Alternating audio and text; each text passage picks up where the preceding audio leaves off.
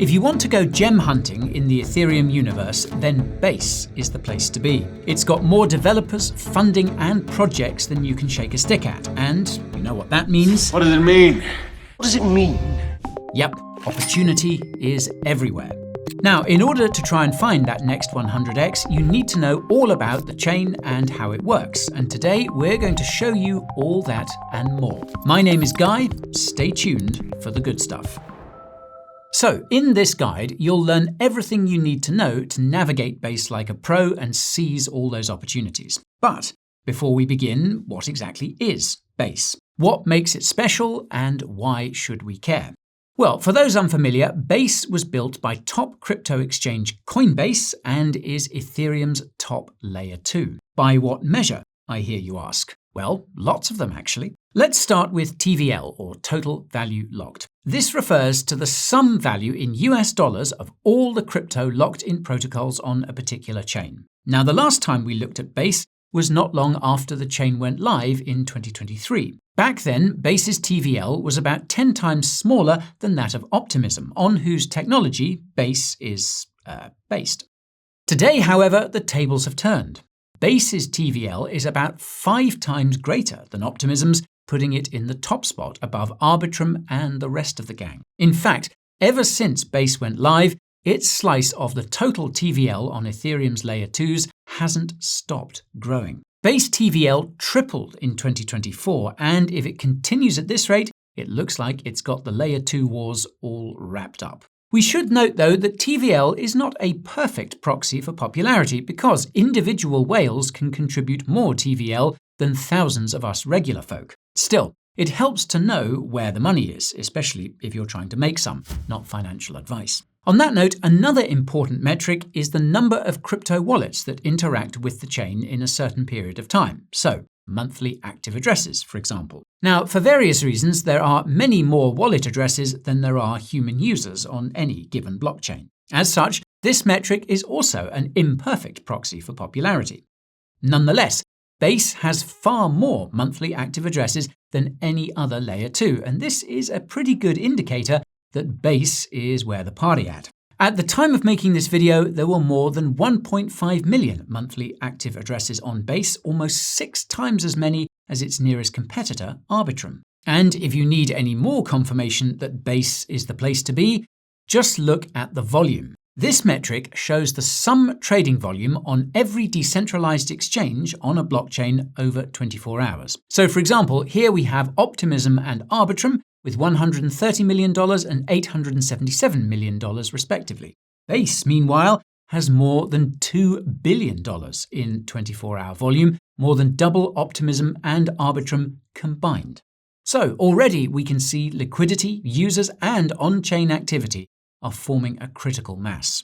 Base has broken away from the layer 2 pack, and its lead is convincing enough to become self-perpetuating. In North America, Base now has more active developers than any other blockchain apart from the Ethereum mainnet and Solana. Yes, just let that sink in. Base is not just beating other layer 2s, it's leapfrogged all but 2 layer 1 blockchains in this regard, one of them being Ethereum itself. Having more developers is a very good sign that suggests we can look forward to more cool stuff happening on Base in the future. Alright, so now that we've picked a winning chain, it's time to learn how to use it. The first thing you'll need is a crypto wallet compatible with Base. Now, there are many good options nowadays, but today we're going to stick with 2 classics, MetaMask and Coinbase Wallet. Both are very good wallets, but the experience of using Base is rather different on each. Coinbase Wallet has the advantage of built-in support for Base, which makes using the chain very convenient, especially if you're a beginner. In our previous guide to Base from 2023, we pointed out that Coinbase Wallet might be less widely supported than MetaMask, making it less convenient or even impossible to connect your wallet to certain Web3 applications. It's likely still the case that MetaMask is more widely supported because it is the go-to wallet for the Ethereum ecosystem. However, you shouldn't have a problem connecting your Coinbase wallet to Web3 applications nowadays because it's supported by Wallet Connect, a protocol commonly used by Web3 applications to enable compatibility with even quite obscure wallets. Needless to say, Coinbase Wallet is anything but obscure.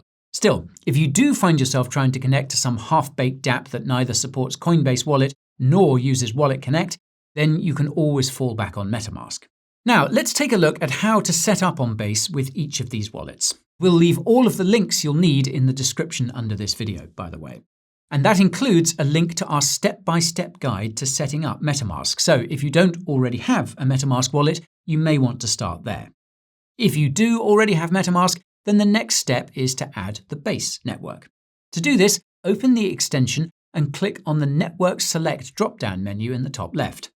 Scroll down past Arbitrum and Avalanche C-Chain and you'll see the Base mainnet. Hit Add Network and then Approve, and voila, you're in and your MetaMask wallet is connected to Base.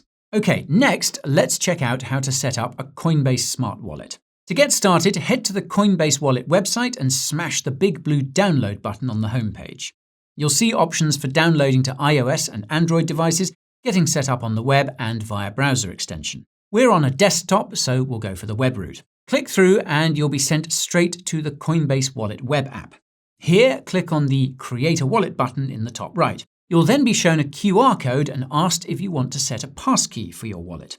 This makes setting up a new wallet very convenient because you only need to use a mobile device to scan the QR code on screen. Alternatively, you can set up a passkey via USB or via your browser profile. We'll go ahead and scan the QR using an iPhone. Choose Save Passkey on your mobile device's camera app and follow the instructions on screen. In our case, this means logging in via Face ID and boom! You just finished setting up your new Coinbase Smart Wallet on the Base network. Yes, it really is that easy. Now, if you've ever set up a crypto wallet before, you may be wondering at this stage how you managed to make a wallet without even seeing a private seed phrase. Well, this is thanks to a little something called account abstraction, which allows you to recover your wallet via passkey. Now, you may want to add an extra layer of security by setting up a recovery key in case you lose access to your passkey. However, this entails making a transaction on the Base blockchain, and for that you will be charged a small gas fee of a few cents. Hello, it's me, Guy's cousin Barry. I'm very sorry to be interrupting this no doubt fascinating video, but I want to tell you about the Coin Bureau deals page, so listen up and listen well. Alright, this is the place where you will find all the amazing promos and discounts what you, as Coin Bureau viewers, are entitled to. So don't be a mug, go and check it out using the link below. You'll find discounts on hardware wallets, you'll find exchange sign-up bonuses, some of which are absolutely bleeding mental, and you will find trading fee discounts there as well as a whole load of other goodies too. And let me tell you, old Barrington here, he's had to hammer the dog and bone all bleeding day and night to get you these promos and discounts. So you're welcome, thank you very much, go and have a look pronto, or I'll have to come and have a word. Alright? Okay, now that you have a wallet connected to the Base network, you'll need to fund it with some ETH in order to pay those gas fees. It is possible to buy crypto directly from within your wallet, but we don't recommend this because it's typically one of the most expensive ways of buying crypto. Instead, you can either bridge ETH from another EVM blockchain to Base, or you can take a shortcut via a centralized exchange. I'll demonstrate both, starting with bridging ETH to the Base chain. If you head to bridge.base.org, you'll find Coinbase linking to 2 third-party bridges that you can use to get your assets from other EVM blockchains onto Base. Previously, there was an official Base bridge, but this has been deprecated apparently in the name of decentralization and censorship resistance. If you think you would have preferred using an official bridge, well, fear not, because you didn't miss out on much. It was extremely slow and could take hours or even days for you to receive your ETH at either end of it. So, now we have these 2 third-party options instead. Coinbase clearly states that it is providing links to these bridges for your convenience, but does not take any responsibility for their operation. Now, this is a much-needed disclaimer because bridges are notoriously vulnerable to exploits by hackers. If Coinbase is happy to post these bridges on the official Base website, then they are probably fine to use. However, we have not audited their code nor used them before, and as you can see, Coinbase provides no guarantee of their safety. We'll go ahead and use one of the bridges so you can see how it works.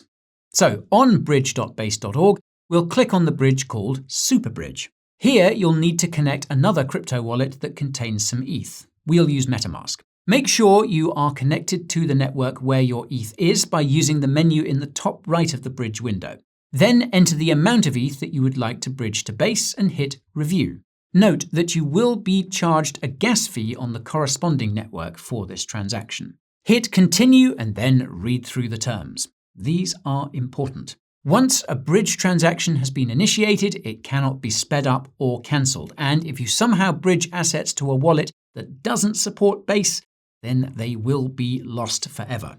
According to the terms, this should take about 3 minutes. Okay, let's tick each box and then hit Continue. After we initiated the transaction, it took a little over 3 minutes for our ETH to arrive on Base. Not too bad. Now, the other way of getting your assets onto Base may be cheaper and more convenient for you. If you already have an account on one or more centralized exchanges, you can use it to send ETH to a Base wallet address. Since there's no blockchain bridging involved in this process, you will pay a considerably smaller gas fee and the transaction may be faster.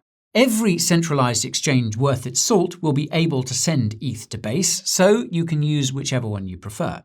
If you don't yet have an account on a centralized exchange, you should choose very carefully. So why not start by watching our video on our top 5 centralized exchanges on the market today, linked to below. Okay. Once you've chosen an exchange, you'll need to make an account there. If you need any help with this, there are plenty of good tutorials online, so we won't go into all of that here. Today, we'll use one of our favorite exchanges, Bybit. And if you do make an account on Bybit, you can grab up to $60,000 in deposit bonuses by signing up via the Coin Bureau deals page, which is also linked to down below.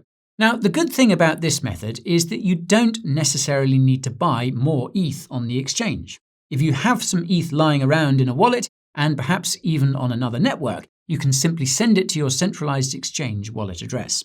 From there, you can send it to a Base address. This is quite a safe method of getting assets from one chain to another too, because you're doing away with the bridge risk and your assets will only be kept on an exchange momentarily while you're transferring them. Okay, we'll go ahead and send some ETH in our MetaMask wallet on the Ethereum mainnet to an exchange, and then back to MetaMask, but on the Base network. To do this, log into your exchange account and head to your assets page. Depending on the exchange, this may mean going to your funding account or spot account. In Bybit's case, it's the funding account under Assets. Here, we'll find ETH and click Deposit. You'll need to choose the network that you're sending ETH from. In our case, it's the Ethereum mainnet. You'll likely see some disclaimers here telling you to double-check your network selection, asset selection, address input, and so on. These are all very important because one mistake could mean you're sending your assets into a black hole never to be seen again. Okay, we've read these through carefully, so we'll hit Acknowledge to proceed. Now that we can see our ETH deposit address, all we need to do is copy it. Next, open up MetaMask and make sure it is connected to the right network. Click on Send and then paste your exchange wallet address and enter the amount of ETH you want to send. Click Continue and then double check you haven't made any mistakes. If everything looks in order, go ahead and hit Confirm. Your ETH will now be on its way to your exchange account. This surprisingly took a little longer than it did to bridge from Ethereum to Base, but we got there in the end. Now, once the ETH hits your exchange account, it's time to send it back to your wallet via Base. So, open up MetaMask. Hit Receive and then Copy Address. Note that your MetaMask wallet address is identical on Ethereum, Base, and other Layer 2s. Next, on your exchange account, find Withdraw. Paste in your MetaMask address and then select Base Mainnet from the drop-down menu below. Enter your desired amount of ETH, accounting for the network fee that will be deducted. Once everything looks good, hit Confirm. Bybit then prompts us to double-check one more time, then Submit, and enter our withdrawal password and two-factor authentication code. This may be a bit cumbersome, but it's a very good thing. Once the transaction has gone through, you'll find your ETH has arrived back in your MetaMask, but on Base. All right, now you're armed with a loaded wallet. All that's left to do is to go digging on-chain for promising protocols and cryptos. For a bird's-eye view of the top cryptos, NFTs, and DEXs on Base, there's no better place than CoinMarketCap or CoinGecko, where you can sort the rankings by volume, market cap, and so on. As you may have noticed, Base is home to some of the key cryptos in the AI agent narrative that exploded in late 2024. Time will tell if this will be the top narrative on Base in 2025. It's a very strong contender, but the market has a tendency to rotate in and out of narratives quite ruthlessly. If you want to stay ahead of the curve on Base, checking the cryptos ranked on CoinGecko or CoinMarketCap frequently is a must. That way, you'll be able to spot when certain groups of cryptos start outperforming the rest of the market, and crucially, when the market loses interest in those cryptos too. Meanwhile, another indispensable tool for on-chain research is DeFi Llama. If you enjoy crunching numbers to identify protocols with a token that may be undervalued, or indeed protocols that have no token but may airdrop one in the future, then DeFi Llama is your best friend because it collates a lot of data in one place. It's a good idea to try sorting the protocols listed here by different metrics. Just for example, Virtuals was at the very bottom of this list when we first opened the page, despite it being one of the hottest protocols on Base, at the time of making this video at least. But if we sort the list by fees, then it jumps into the top 10. The more you know.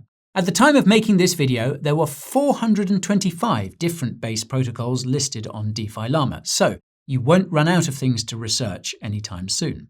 You could spend all day poring over documents, evaluating tokenomics, sniffing out potential airdrops, and so on. However, one thing that you should be extremely cautious about is actually connecting your own wallet to any of these protocols. Connecting your wallet means granting the protocol a certain degree of access, and this is unfortunately something that is overlooked by far too many unsuspecting victims of malicious code right before they get their wallet drained, dusted, or otherwise infiltrated.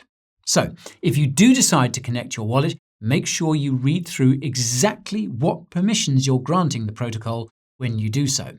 It's also best practice to disconnect your wallet and revoke those permissions whenever you are not using the protocol in question.